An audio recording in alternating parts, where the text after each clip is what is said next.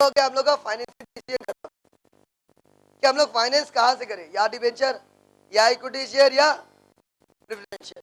चौथा मैंने लोन बताया था, लोन और डिबेंचर सेम ही हो गया, लोन डिबेंचर सेम हो गया। अब बोलूंगा फंड आ गया, या तो डिबेंचर इशू करके आएगा, या इक्विटी शेयर इशू करके आएगा, या प्रेफरेंस शेयर इशू करके आएगा, और उसका कॉस्ट लग रहा है, आएगा तो उसका कॉस्ट देना पड़ेगा। ठीक, अब हम लोग प्लान करेंगे कि उसके पैसे को लगाना कहाँ है। इन्वेस्टमेंट डिसीजन,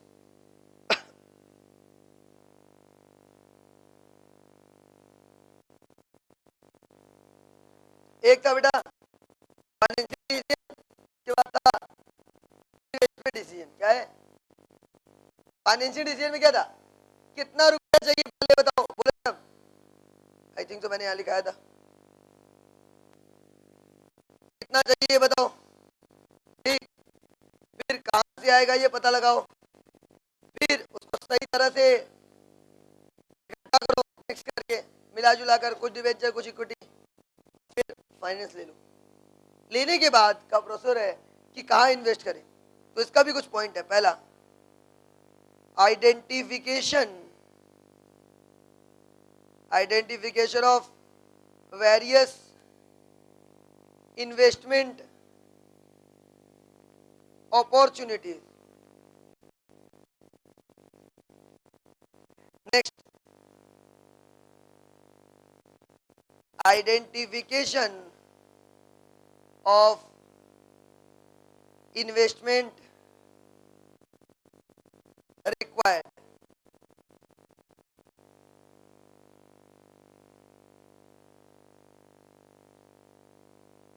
Third,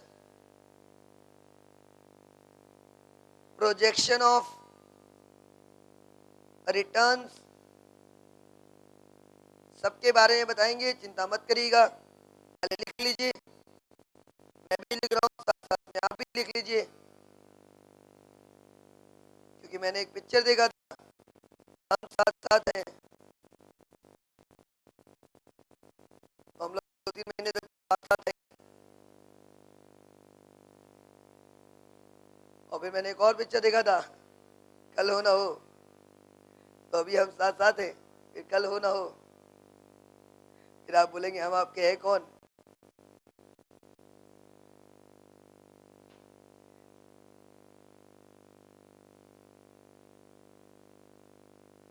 मैं बोलता रहूंगा मैं हूं ना, और आप बोलेंगे हम आपके हैं कौन।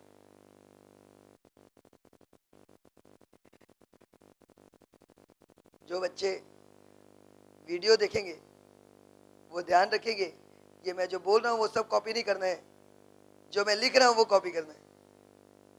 पता चला इतना देर से मैं जो लिख रहा था वही बोल रहा था, मतलब भैया जो बोल रहे हैं वही लिख रहे होंगे।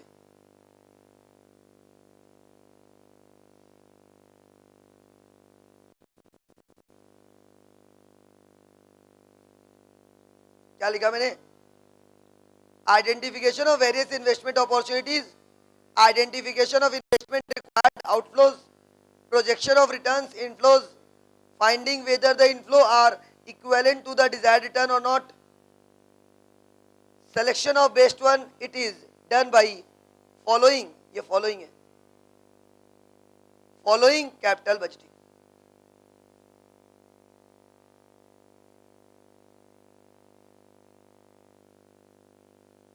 जल्दी जल्दी कॉपी करिए।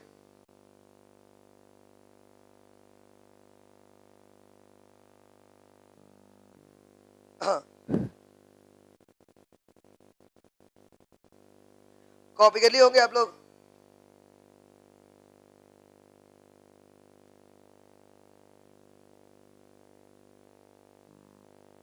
हाँ,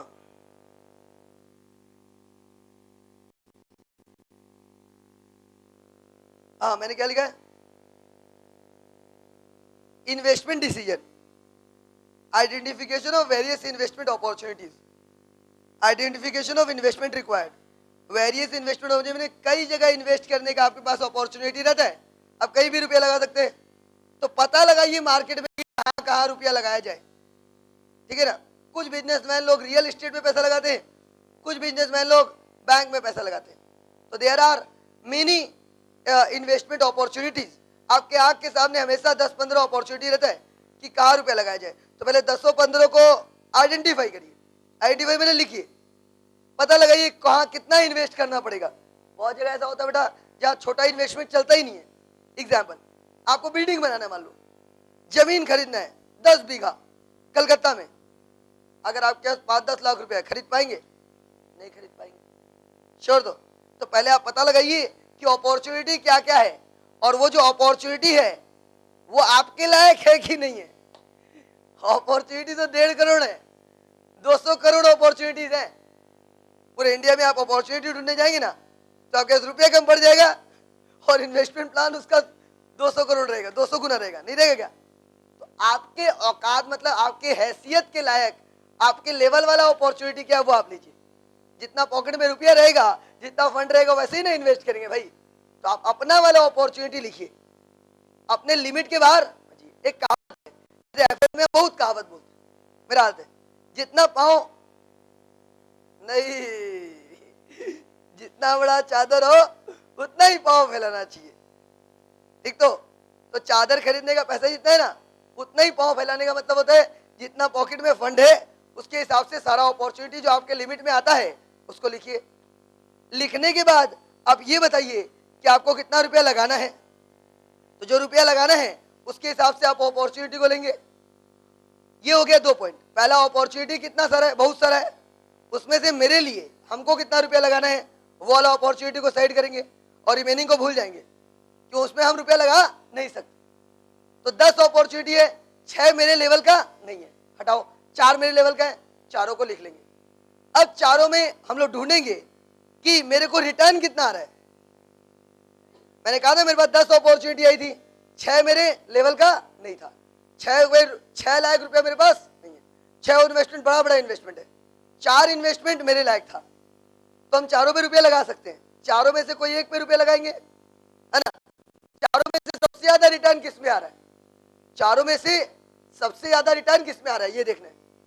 तो जिसमें सबसे ज्यादा अच्छा रिटर्न आएगा, है ना, उस पे पैसा लगाएंगे। तो पहला मुद्दा कितना अपॉर्चुनिटी, दूसरा मुद्दा मेरे को कितना रुपया लगाना है उसके हिसाब से इन्वेस्टमेंट चुनना, और तीसरा मुद्दा जो मेन है कि रिटर्न कितना आएगा। समझ में आ गया 3 पॉइंट?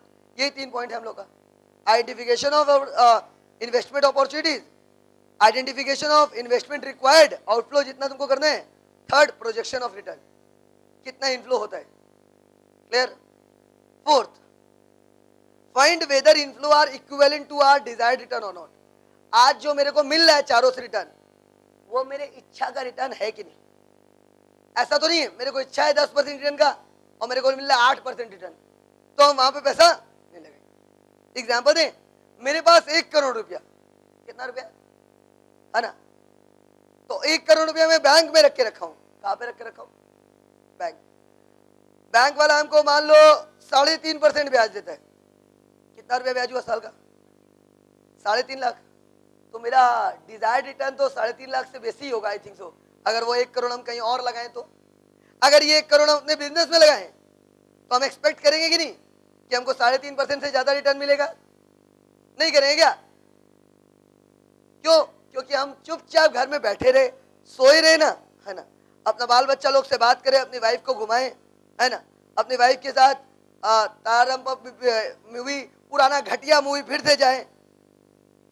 आज नया एक रिलीज हुआ मूवी, वो जाए 30 मार खा, वो भी 3 बार देखे, कोई काम नहीं है, पैसा तो लगा हुआ है बैंक में, तब भी मेरा 3.5 लाख साल का फिक्स है। पूरे 3.5 लाख रुपए से पिक्चर भी देखेंगे, आराम से मस्ती से रहेंगे, और टेंशन भी। अगर हम वो 1 करोड़ रुपए अपने बिजनेस में लगाते हैं, वहां जाके मेहनत करते हैं, माथा पच्ची करते हैं, तो भैया 3.5 लाख से ज्यादा रिटर्न आएगा तभी तो करेंगे ना, नहीं तो सो सिंपल। तो आप ये सोचिए कि जो आपको रिटर्न मिल रहा है वो आपकी इच्छा से ज्यादा का है कि नहीं। अगर इच्छा से ज्यादा का नहीं है तब हम वहां पे माथा नहीं लगाएंगे, हम रुपया बैंक में ही नहीं रखेंगे जहां फोकट में बैठकर सोते खाते पीते रहते कमाएंगे। एग्जाम्पल है, तुमको एग्जाम्पल देते। हुआ क्या था कि एक बच्चा हमको एक बार बोला था एक बात, इसको पर्सनलाइज मत लीजिएगा, अपने मत लीजिएगा, एग्जाम्पल है, बोलना पड़ता है एग्जाम्पल के लिए। एक बार एक बच्चा बोला मेरे को कि सर आप हमेशा हंसते रहते। आपका अगर 200 का बैच जब रहता है तब भी आप उतना खुश होकर पढ़ाते, 5 स्टूडेंट का बैच रहता है तो भी आप उतना खुश होकर पढ़ाते।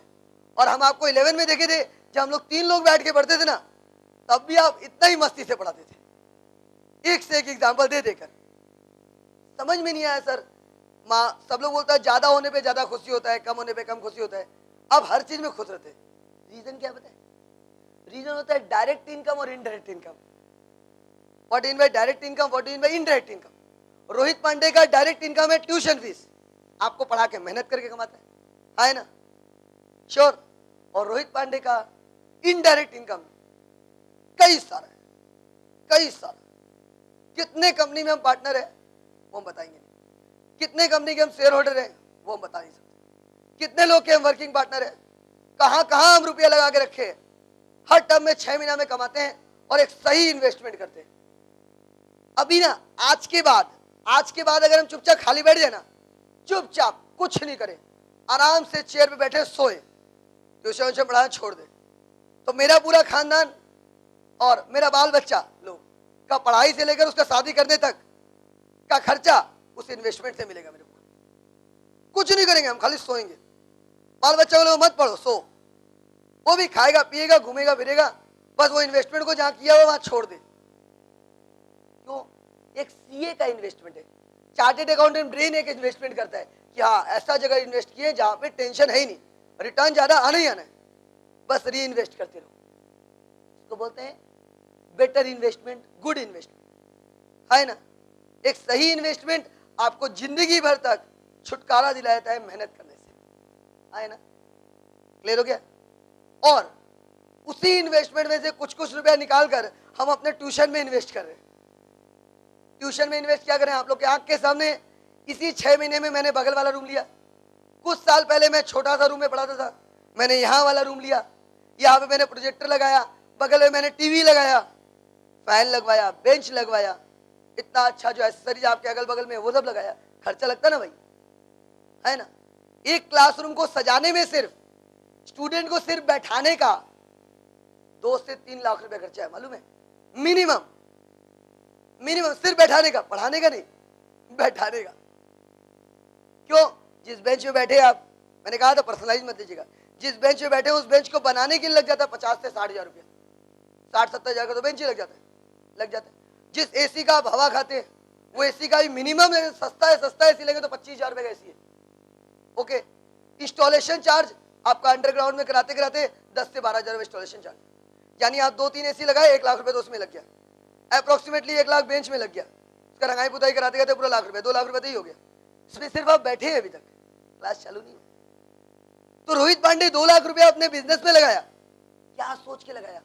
उसको लगा कि जहां हम इन्वेस्ट किए थे उससे ज्यादा अच्छा रिटर्न उसको यहाँ पे बच्चा लोग को बैठा के मिलेगा, आया ना। वहां पर क्या है, वहां पर वो कुछ परसेंट देगा, यहाँ पे हम जितना लेंगे उसका डबल हम अगले महीने में उठा लेंगे, आया ना। क्लियर हुआ? 20 स्टूडेंट हमको सीबीटी का फीस दे, मान लो 5500 रुपए करके, 20 ज्यादा नहीं चाहिए, 20 कितना हुआ कैलकुलेट करो, 1 लाख 10 हजार, 2 लाख रुपए है ना। 20 स्टूडेंट आगे बैठा, मेरा 1 लाख 10 हजार तो तुरंत निकल गया, मेरा तो 200 का बैच बनता है। 4 बैच बना देंगे, 6 महीना में इन्वेस्टमेंट भी वापस और पूरा पैसा वापस। कैलकुलेट मत करो, 20 स्टूडेंट का कैलकुलेट करा दिए ना, अब उससे ज्यादा कैलकुलेट मत करो। हाँ, 4 बैच बना दो, 800 स्टूडेंट, जैसे इस बार मैंने 4 बैच बनाया, 800 स्टूडेंट था, 800 स्टूडेंट का 5500 रुपए का ले लिया बस।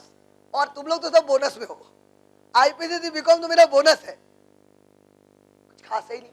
तो 1 सेकंड में मेरा क्या हुआ था, एक रूम लिया, 3 का 8 लाख रुपए लगा। चलो 8 लाख रुपए इन्वेस्ट किया मैंने, मान लो 4 गुना इन्वेस्टमेंट, एकदम रंगाई पुताई बहुत बढ़िया से करा दिए, फॉल्स इन्वेस्टमेंट सब कराया बढ़िया से, और रिटर्न मेरा पूरा एक साथ आया, वो भी 5 गुना रिटर्न आए ना। तो मैंने यहाँ क्यों लगाया? अभी और लगाने का सोचा हूं, पता है, शेयर बेचूंगा, फिर से अगला टर्म में बगल वाला रूम तोड़ के फिर बनाऊंगा, फिर रंगाई कराऊंगा।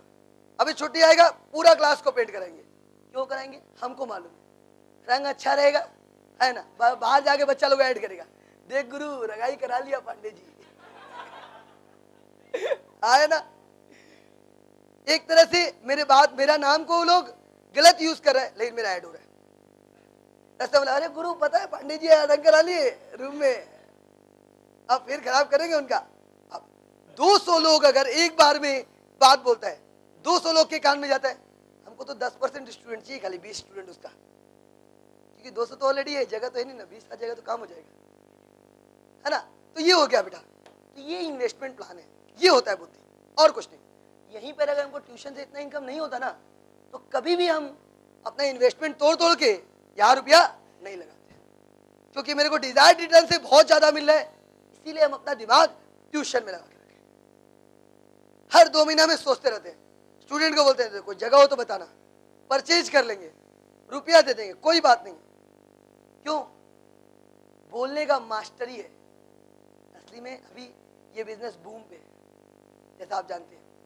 तो इन्वेस्टमेंट प्लान है और कुछ नहीं है। I want to invest my money in tuition line due to increase in return, और क्या, और कोई बात है नहीं। तो आपके आंख के सामने आपकी लाइफ में भी ऐसा स्टेज आएगा जब आप मैनेजर बनेंगे, हो सकता है अपने कंपनी के एमडी बनेंगे, तो आप भी सोचेंगे कि जो रुपया आप अपने पॉकेट में लेके घूम रहे हैं, वो रुपया अगर पॉकेट में नहीं रख के अपने बिजनेस में लगाए होते तो वो पैसा डबल हो गया होता, है ना? That is called business plan, that is called business management. Clear हुआ? समझ में आया बेटा? Hold a minute.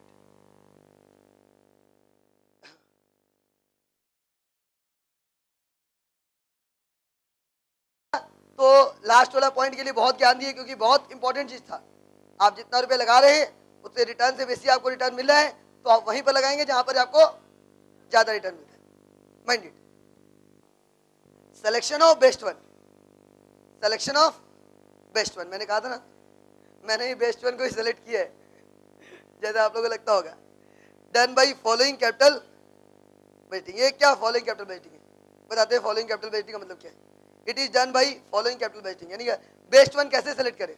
मैंने ज्ञान दिया ना, मैंने जो कहा है वही मैं अभी लिखूंगा, वो थोड़ा इंग्लिश में रहेगा। मैंने हिंदी में कहा था कि मैंने ये सब एसेट्स क्यों खरीदा, मैंने प्रोजेक्टर क्यों खरीदा, मैंने टीवी क्यों खरीदा।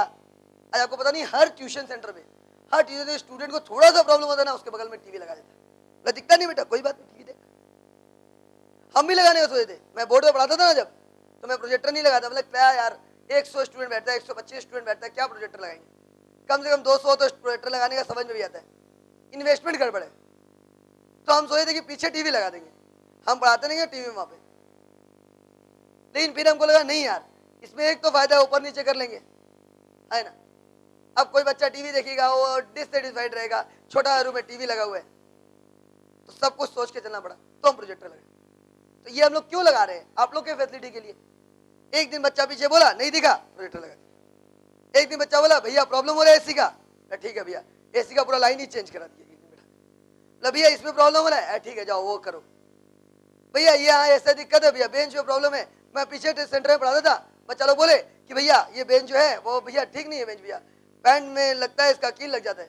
नेक्स्ट टाइम में बेंच बनाया, हमला यार ऐसा बेंच बनना चाहिए जिसमें कील दिखे ही नहीं, ऐसा बना भैया। क्यों? आपको अच्छा फैसिलिटी मिलेगा तभी तो हमको अच्छा रिटर्न मिलेगा ना।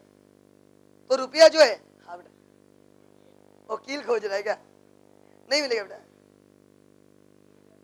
उस सेंटर में सस्ता सुविस्ता लगवाए थे, इसमें महंगा लगवाए। बात ऐसे, जैसा बच्चा वैसा झुंझुना। अब ये एग्जाम्पल क्या दिए, बात है ना, मैं एफएम में बहुत कहावत बोलता हूँ, जैसा बच्चा वैसा झुंझुना। मैंने क्या, अगर तुम बेटा जब भी ना देखना शादी में जाता रहेगा और तुम्हारे शरीर पे अच्छा सा शर्ट, अच्छा सा पैंट, तो तुम जूता पहनेगा ही पहनेगा, सिस्टम है ये। अब शादी में शर्ट पैंट एकदम टर्टल का शर्ट, टर्टल का पैंट और हवाई चप्पल पहन के नहीं जाएगा, फैक्ट है। वैसे ही अगर हाफ पैंट पहना है तो उस समय जूता पहन के भी नहीं जाएगा। हाफ पैंट पहना है तो आदमी वो चप्पल में, स्लीपर्स में ही चला जाता है, सिस्टम है। तो बोले जैसा बच्चा वैसे झुंझुना। वो सेंटर वैसा था तो हम भी वैसे थे, और मेरा बेंच भी वैसा था। हम इस सेंटर में है, सेंटर चेंज हुआ, बेंच भी चेंज हुआ, हम तो चेंज हुए तो आप लोगों को मालूम ही है ना। आई वही भी आ गया, चेंज तो वही। डिपेंड अपॉन बेटा, fully depend upon the capital wasting, आप जो खरीदते हैं उसका आप यूज कितना ले रहे हैं। कंटिन्यू करें। तो अभी कैपिटल बजटिंग के बारे में बताते हैं, बहुत कॉमन सेंस वाला बता दिए। money received earlier is better because of following three reasons. Number one, investment opportunities. Number two, avoidance or elimination of risk. Number three, preference of consumption. Pen down लिख लीजिएगा, एक बार समझाए थे. Money received earlier is better because of following reason. Money received earlier मैंने क्या, capital budgeting क्या बोलता मालूम है बेटा? कैपिटल बजटिंग एक चैप्टर है, उसका ब्रीफ डिस्क्रिप्शन देते. कैपिटल बजटिंग मैंने आप जहां कैपिटल लगाते हैं, आप जहां पे भी एक्सक्यूज मी आप जहां पे भी कैपिटल लगा रहे हैं, रुपया लगा रहे हैं, उसको लगाने के बाद उस पर रिटर्न जो पैसा है वो रिसीव कितना जल्दी हो रहा है. हम प्रोजेक्टर लगाए लाख रुपए का, 1 लाख लगाए, रिटर्न कितना जल्दी हुआ? पता चला रोहित सर एक बैच और चालू कर रहे हैं क्योंकि बगल रूम में प्रोजेक्टर लग गया, तुरंत मेरा 100 एडमिशन आया सीपीटी का, हमने को तुरंत का तुरंत 100 × 5500 मिल गया. आए ना? इन शॉर्ट क्या बोल सकते, कहावत है आग झपकते ही आपका पैसा पूरा रिटर्न आ गया. आए ना? तो ये मेन बात है बेटा कि कैपिटल बजटिंग के कॉन्सेप्ट है, जो रुपया आप लगा रहे हैं उसका पैसा कितना जल्दी आ रहा है, क्योंकि रिस्क रहता है ना बाबू. आज आप शेयर मार्केट में रुपया लगाए, आप रिलायंस कंपनी में रुपया लगाए, ठीक, अब कल के डेट में रिलायंस कंपनी रहेगी नहीं रहेगी, क्या होगा, कोई सर्टेनिटी तो है नहीं. तो रिस्क तो हमेशा रहता है. इन्वेस्टमेंट में रिस्क, रुपया कहीं लगाए तो रिस्क तो रहेगा, कहीं थोड़ा कम रिस्क रहता है, कहीं थोड़ा ज्यादा रहता है. तो जल्दी मेरा पैसा वापस आ जाता है ना. हाँ, तो हम बोलते हैं गुरु जितना लगाया तो आ ही गया, अब जो आएगा वो एक्स्ट्रा आएगा. आए ना? तो रिस्क से थोड़ा बच जाते हैं. तो देयर आर 3 रीजन.